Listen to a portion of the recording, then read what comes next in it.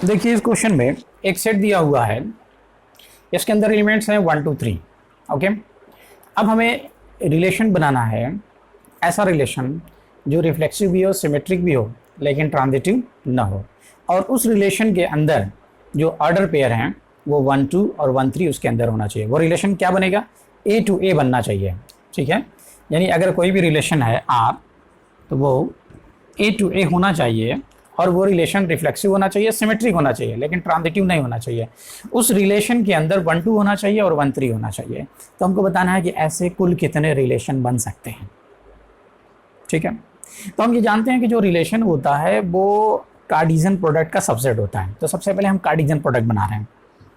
ये जो हमारा A क्रॉस A है, इसके अंदर हमारे पास एलिमेंट्स क्या क्या बनेंगे? A क्रॉस A हमारे पास होगा तो हमको मिलेगा 1 1 1 2 और 1 3, 2 1 2 2 और 2 3, 3 1 3 2 3 3। चलिए ठीक है, अब R के अंदर जो एलिमेंट्स आएंगे वो यहीं आएंगे।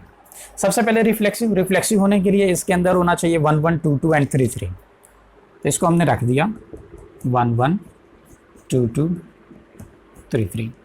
अब इसके बाद सिमेट्रिक पे बाद में आएंगे, पहले यहाँ आते हैं। ठीक, रिफ्लेक्सिव ये हो गया, ये ऑर्डर पेयर इसके अंदर होना चाहिए, तो हमने इसके अंदर रखा 1 2 और 1 3। ठीक है, अब चूंकि इसे सिमेट्रिक होना चाहिए तो 1 1 का सिमेट्रिकल 1 1 होता है, 2 2 का 2 2 होता है, 3 3 का 3 3 होता है, 1 2 का 2 1 होता है, तो 2 1 इसके अंदर होना चाहिए। ठीक है, और 1 3 का 3 1 होता है, तो 3 1 इसके अंदर होना चाहिए। ठीक है, अब ये रिफ्लेक्सिव भी है और ये सिमेट्रिक भी है। क्या हम पहले चेक करेंगे कि क्या ये ट्रांजिटिव है? तो हम यहाँ पे देखेंगे 1 2 और 2 1। ठीक है, तो 1 1 इसके अंदर है। ओके, हमने देखा यहाँ पे 3 1 और 1 2, तो 3 2 इसके अंदर नहीं है, तो ये ट्रांजिटिव नहीं है। ओके, रिफ्लेक्सिव है, सिमेट्रिक है, लेकिन ट्रांजिटिव नहीं है। ओके, हमने कहा कि एक रिलेशन तो ये बन गया, क्या और भी रिलेशन बन सकता है? ठीक, तो हम ट्राई करके देखेंगे। ठीक है, ये हीट एंड ट्रायल मेथड है। हम यहाँ पे ट्राई करके देखेंगे कि क्या क्या हो सकता है। अब हमारे पास ऑर्डर पेयर क्या क्या बचे हैं? हमने 1 1 2 2 3 3 ले लिया है, 1 1 ले लिया है।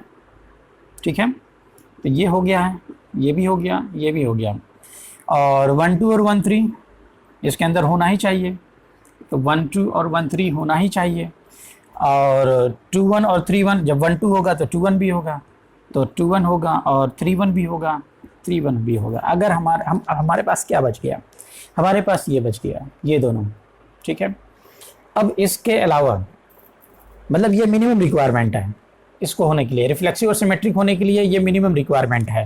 ठीक, इसके अलावा इसमें और भी ऑर्डर पेयर ऐड कर सकते हैं। हमारे पास सिर्फ 2 और ऑर्डर पेयर बचे हैं। अगर हम इसमें 2 3 रखते हैं, सपोज हमने इसमें 2 3 रख दिया, ठीक है, तो हमें 3 2 भी रखना पड़ेगा सिमेट्रिक होने के लिए। जैसे ही हमने 2 3 और 3 2 रखा तो ये क्या हो गया? 1 2 3 4 5 6 7 8 9, यानी टोटल ऑर्डर पेयर इसके अंदर आ गए। जब किसी रिलेशन के अंदर पूरा का पूरा कार्टेशियन प्रोडक्ट आ जाता है तो वो इक्विवेलेंस रिलेशन हो जाता है, यानी वो रिफ्लेक्सिव भी हो जाता है, सिमेट्रिक भी हो जाता है और ट्रांजिटिव भी हो जाता है। तो इन दोनों ऑर्डर पेयर को इसके अंदर हम नहीं रख सकते।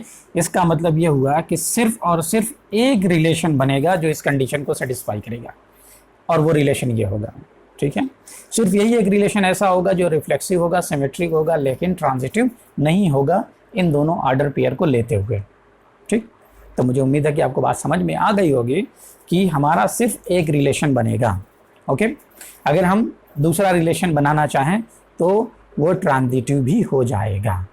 ओके, तो हमारा आंसर यहाँ पे होगा, यानी हमसे पूछा गया कि टोटल नंबर ऑफ रिलेशन कितने होंगे, तो आंसर होगा 1। सिर्फ एक रिलेशन इसमें बनेगा। ओके, तो आपको समझ में आ गया। अब आ जाइए आप नेक्स्ट वीडियो पे नेक्स्ट क्वेश्चन के लिए।